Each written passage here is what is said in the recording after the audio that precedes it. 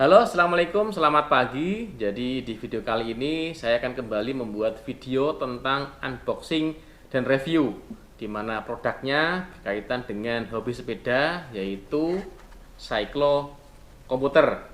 Cyclo Komputer ini saya beli secara online di e-commerce ya, di salah satu e-commerce. Dan sebagai informasi, Cyclo Komputer ini cukup ngetren atau mungkin banyak digunakan oleh beberapa teman-teman pesepeda karena harga yang cukup terjangkau dan dengan fitur yang cukup berfungsi atau sangat banyak memiliki manfaat apabila teman-teman ingin mendapatkan data pada saat bersepeda ya. Jadi langsung saja ini bisa teman-teman lihat di sini penampakan produknya ya. Jadi kemasannya menggunakan mika plastik seperti ini dan juga ada beberapa informasi seperti di sini menggunakan multi GNSS positioning. Jadi dengan fitur GPS ini, Cyclocom-nya tidak perlu menggunakan speed sensor ya. Jadi langsung menggunakan sinyal dari GPS dan akan terbaca berapa kecepatan saat teman-teman bersepeda ya. Kemudian juga di sini sudah support dengan aplikasi di smartphone, kemudian juga sudah waterproof ini IPX7 ya. Jadi aman kalau misalnya ada gerimis-gerimis air hujan. Kemudian juga sudah support Bluetooth 5.0 dan juga sensor N+ ya. Jadi setahu saya ini ada dua seri, yaitu SOS G dan SOS G+. Untuk yang G+ ini dia bisa support untuk beberapa sensor yang menggunakan N+ ya, seperti sensor cadence dan juga sensor heart rate. Kebetulan saya hanya beli paket yang Cyclo komputernya saja ya, tanpa ada sensor untuk heart rate dan juga untuk cadence. Berikutnya di bagian belakang ya, ini ada beberapa tampilan untuk data yang bisa teman-teman peroleh ya.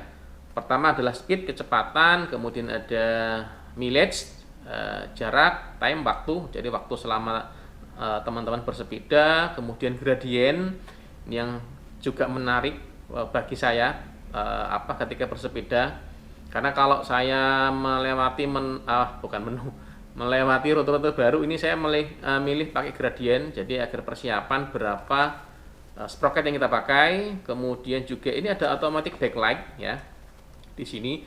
Jadi kalau cahaya di luar itu redup, nanti lampu ambient-nya ini akan menyala putih ya, seperti speedometer di sepeda motor atau di mobil. Kemudian di sini ada beberapa indikator ya. Coba nanti kalau misal kurang jelas akan saya close up khusus untuk beberapa fitur di sini. Jadi di sini tertulis ada sinyal GPS-nya ya. Jadi pembacanya apakah sinyalnya strong, medium atau weak di pojok berarti kalau saya di pojok sebelah kiri layar ya. Ini ya, ada GPS sinyalnya. Kemudian juga ada kondisi auto pause atau recording ya. Jadi kalau pas record itu dia tandanya plus seperti play itu. Kalau kita berhenti bersepeda itu kita bisa setel untuk auto pause-nya ya. Jadi otomatis dia akan berhenti Cyclocom-nya. Tandanya adalah tanda garis 2 itu dan ada tanda huruf A kecilnya ya. Itu berarti auto pause. Atau juga bisa kita pause secara manual dengan menekan tombol pause button-nya. Kemudian juga ini ada tanda panah atas bawah di sampingnya angka ya, ini ya. Jadi kalau tanda panah atas yang nyala berarti speed kita di atas dari average speed.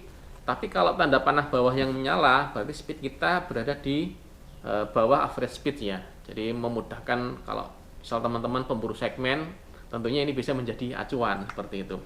Kemudian ini juga di samping bawahnya ada waktu ya, ada time, berapa durasi kita goes.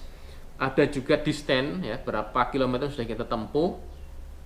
Karena sebelumnya saya pakai handphone ya, pakai Strava tapi pakai handphone, dinyalakan, masukkan jersey. Pertama adalah lama-lama panas ya, panas karena durasi lama, baterainya boros. Kemudian kita tidak bisa tahu ya, kita sudah menempuh berapa jarak yang dilewati, kemudian waktunya sudah berapa lama kita goes. Tentunya ini sangat penting kalau teman-teman misal harus punya durasi yang menjadi acuan pada saat pergi bersepeda ya. Kemudian juga ada beberapa spesifikasinya ya, mungkin tidak perlu saya bacakan secara detail. Tapi yang jelas yang saya suka adalah ini lifetime-nya cukup lama. Jadi sekali full baterai itu 25 jam untuk durasi dia untuk durasinya selama menyala ya. Jadi cukup awet menurut saya. Oke, ini akan saya buka ya. Jadi ini ada semacam stiker segel ya. Ini ada open, kita buka begini. Dibuka, ada penguncinya. Ini saya mohon maaf, teman-teman, mungkin angle kameranya nggak bisa dari sebelah sini ya, karena saya hanya punya satu kamera. Saya harap nanti teman-teman tetap bisa melihat dengan jelas ya. Nah, ini displaynya atau unitnya untuk cyclock komputernya. Kemudian di dalam sini itu ada apa saja ini. Oke, jadi ini tertulis ya. Tertulis satu source G komputer, ini satu, kemudian satu user manual ya. Ini menurut saya cukup penting kalau kita mengoperasikan sebuah benda baru. Ada user manual guide-nya, kemudian ada micro USB cable, ini belum Type C ya, jadi seperti smartphone yang lama. Kepala chargernya bisa pakai kepala charger dari smartphone ya. Kemudian ada komputer mount-nya yang bagian depan ini, dan juga mount rubber pad. Rubber pad itu yang belakang ini ya. Nah, ini seperti ini. Ini jadi untuk landasan kalau teman-teman belinya nggak sepaket dengan barfly ya. Jadi ini nanti dipasang di stem seperti ini, kemudian diikat dengan karet gelang ya. Oke, jadi ini isi paketnya ini ya. Ini menurut saya cukup lengkap untuk teman-teman apabila akan merekod aktivitas selama bersepeda untuk mengetahui progres selama latihan ya. Jadi menurut saya ini kalau bagi saya penting dan wajib ya. Karena apa ya? Kalau latihan tidak menggunakan basis data itu cenderung mungkin kita jadi ngasal ya. Jadi tidak tahu progres berapa speed yang kita lewati ya di setiap segmen, apakah ada peningkatan, apakah terjadi penurunan, atau bahkan teman-teman bisa memperoleh badge atau trofi local legend ya. Jadi ini fitur menarik di Strava, ada tambahan, mungkin sudah kurang lebih 1 tahun terakhir. Kalau sebelumnya kan ada COM ya, King of Mountain, itu yang waktunya tercepat. Nah, dari Strava ini memberikan fitur baru yaitu local legend. Jadi kalau teman-teman sering lewat di salah satu segmen dalam 90 hari terakhir ya, akan mendapatkan trofi atau badge local legend ya. Jadi dengan catatan yang paling sering dilewati ya. Jadi kalau misal ada orang atau atlet lain sudah lewat selama 5 kali, kalau teman-teman mencapai 6 kali, maka badge local legend-nya akan diperoleh oleh teman-teman ya, seperti itu. Kemudian untuk cyclocom-nya secara build quality ini menurut saya finishingnya bagus ya. Jadi rapi, dan plastiknya agak bakoh ya, karena mohon maaf saya belum pernah pegang cyclock komputer di atas ini ya yang harganya sampai jutaan, tapi bagi saya ini finishingnya bagus ya. Kemudian juga ini tidak perlu sensor pakai kabel, dan juga menurut saya praktis ya, karena langsung nembak sinyal GPS dari satelit ya. Ini ada semacam screen ya, ini bisa dilepas, screennya ini saya lepas ya. Ini hanya untuk display saja. Ini di belakangnya ada untuk ngecas ya. Jadi karena ini fiturnya waterproof, ada karetnya untuk nutup soket pengecasan agar tidak kemasukan air ya. Ini bisa kita tutup kembali. Dan tips dari saya, kalau teman-teman menggunakan cyclocom merek apapun, pastikan pada saat mengunci di barfly-nya atau di mount-nya seperti ini, pastikan ini posisinya adalah sudah masuk begini ya. Jadi kadang ada yang belum masuk, dipaksakan diputer. Nah, kalau teman-teman lihat, ini penguncinya sangat tipis sekali ya. Ini kalau dikira-kira sekitar 1 mili atau mungkin sampai 1,5 mili ya. Ini rawan sekali bisa patah kalau teman-teman tidak hati-hati pada saat memasangnya. Jadi kan ini misal sudah terpasang di stem, kita pasang begini ya, kita putar. Nah, dia sampai bunyi klik begini. Maka ini sudah aman ya. Kemudian kita lepas ya. Lepas lagi. Nah, ininya aman ya untuk bagian pengunci di bodi cyclock komputernya ya. Sekarang akan coba saya nyalakan ya untuk cyclockomnya. Ini ada tombol power ya di bagian kanan ini, dan juga di sebelah kiri ini adalah tombol pause-nya ya. Ini saya tekan lama. Nah, ini sudah menyala, ada suara beep-nya ya. Ada beberapa jeda proses, jadi 7 segmennya menyala semua. Jadi tampilannya seperti ini ya. Ini di halaman pertama, karena nanti ada 3 halaman kalau tidak salah, ada 3 page yang menampilkan data yang berbeda. Untuk di page pertama, di halaman pertama, ini menampilkan data current. Data current itu adalah pada saat teman-teman bersepeda ya. Jadi yang paling besar di atas adalah speed ya, ada 2 digit. Saya tidak tahu misalnya kalau ini sampai 100 km per jam, ini angkanya seperti apa. Tapi saya belum pernah, maksimal speed saya di 62 km per jam ya. Kemudian di sampingnya 0 kecil ini adalah koma ya. Jadi satu angka di belakang koma, misal 62,5 km per jam. Kemudian di bawahnya ada waktu, time ya. Nanti kalau sudah melebihi dari durasi menit, time-nya akan berubah jadi jam ya. Di bawahnya ada distance. Distance-nya ini sampai 2 angka di belakang koma ya.